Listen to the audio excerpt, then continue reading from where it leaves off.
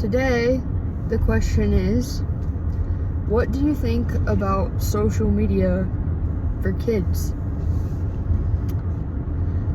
I think that social media for kids is a complex topic. When I was growing up, I didn't have any social media. When I was growing up, social media didn't exist. Social media is a positive thing because it allows kids and adults access to information and to parts of the world that they might not see otherwise.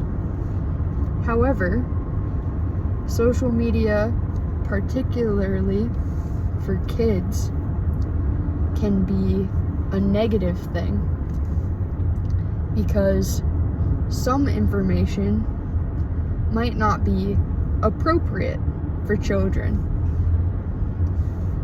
Social media also changes the way that people interact with one another.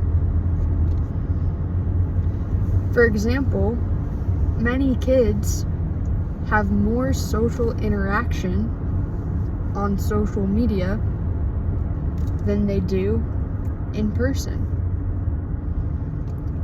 One interesting thing that some people have noticed about Gen Z is that their expressions in conversations have much less strength.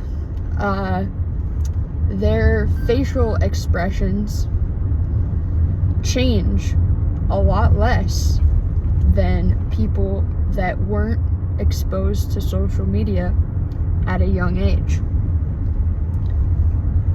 One theory for this is that social media makes kids spend an obsessive amount of time with an expression because they are watching so many videos. And this behavior translates into their everyday life. I don't know what the solution is. I think limiting social media for kids is a good idea, but I don't know exactly how to do it or what is the best way to do it, because kids always find ways around whatever you put in place to protect them.